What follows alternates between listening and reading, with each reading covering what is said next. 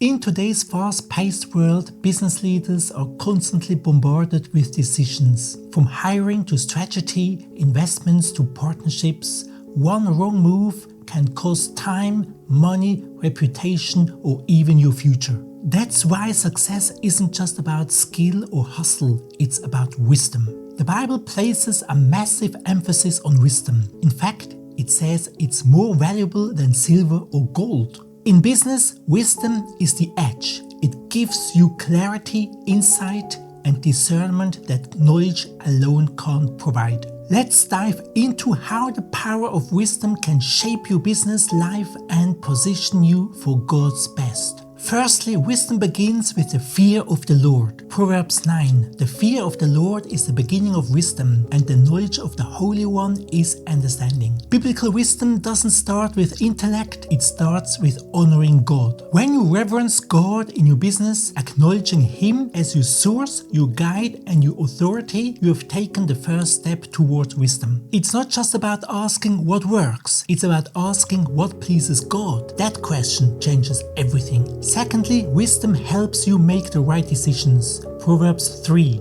Happy is the man who finds wisdom, and the man who gains understanding, for her proceeds are better than the profits of silver, and her gain than fine gold. Notice the comparison. Wisdom is described as more profitable than wealth. Why? Because wisdom helps you steward wealth. It helps you make the kind of decisions that protect and multiply it. It keeps you from rushing into risky ventures, poor partnerships, or short-sighted deals. Wisdom will also help you to keep wealth in its right balance, keeping perspective on the truly important things in life and eternity. God's wisdom leads to long-term success that isn't built on compromise. Thirdly, Solomon, the wisest man in history, could have asked God for anything: money, power, revenge, but he asked for wisdom. 1 Kings 3 says, "Therefore give to your servant an understanding heart to judge your people, that I may discern between good and evil." God was so pleased with that request that he gave Solomon not only wisdom, but also wealth and honor beyond what he ever imagined. And through that wisdom, Solomon built a thriving kingdom, expanded trade, negotiated peacefully, and designed world-renowned archery. When you ask God for wisdom first, everything else you need begins to align. Fourthly, wisdom protects you from foolishness and failure. Ecclesiastes 10. If the axe is dull and one does not sharpen the edge, then he must use more strength. But wisdom brings success. This verse paints a picture. You can either keep chopping with a dull axe, working harder but getting nowhere, or you can pause, sharpen your blade, and move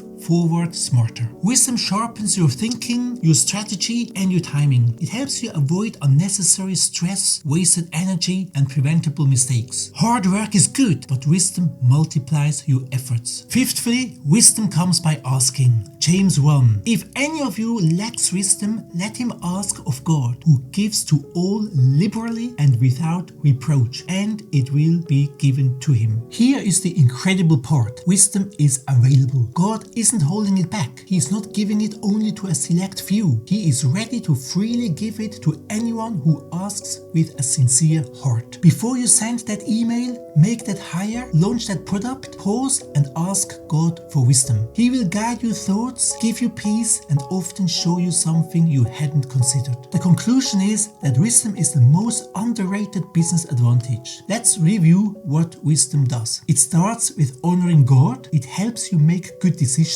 It multiplies what you already have. It leads to lasting success, and it's freely available. You may not have the biggest team, the largest budget, or decades of experience, but if you have wisdom from God, you are already ahead. I leave you with the following challenging questions. Where in your business do you need wisdom right now? Are you making space to ask God daily for insight? Are your decisions being driven by pressure or discernment?